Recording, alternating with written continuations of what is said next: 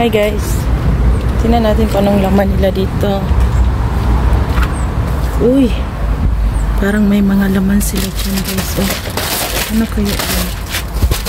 Haha, hindi maabot. Kunin ko nga yung aking ano. Kasi hindi makain ko.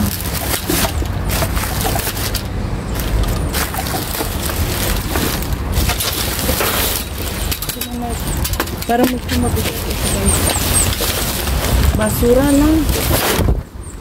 Walang laman guys. Ito yung basura natin. Ayun, may mga black bag dito guys. Sila natin ano to, parang may laman ito guys kasi parang mabigat. May basura rin. Ito. Tinanda natin. Ano tayo nakabutan? Ay! Mainit na sila mga inday. Ay, ano naman ito? Hindi pa kunin natin. Hindi pa sila mainit. Malamig pa.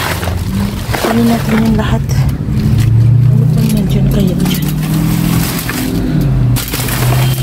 Yung iba ata, hindi na.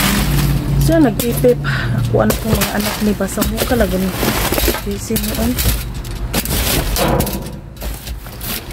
Ano kaya yan nandyan? Parang mayroon. Wala.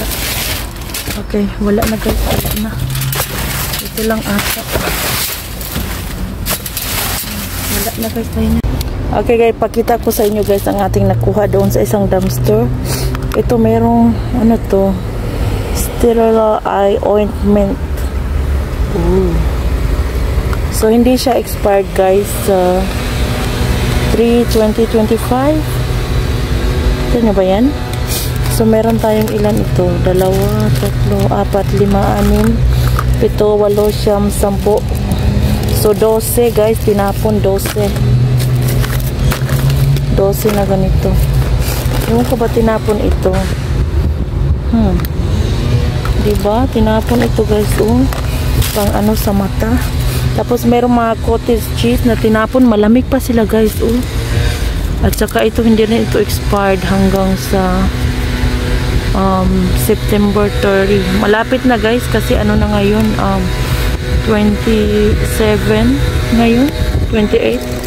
So yeah, malapit na ma-expired pero makain pa yan guys kasi malamig pa sila guys. Malamig pa.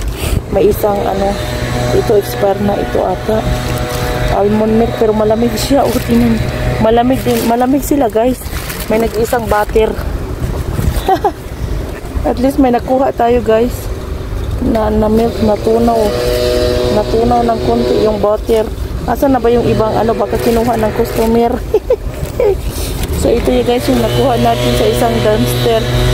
Punta tayo dun sa kabilang dumpster, tingnan natin kung meron silang laman.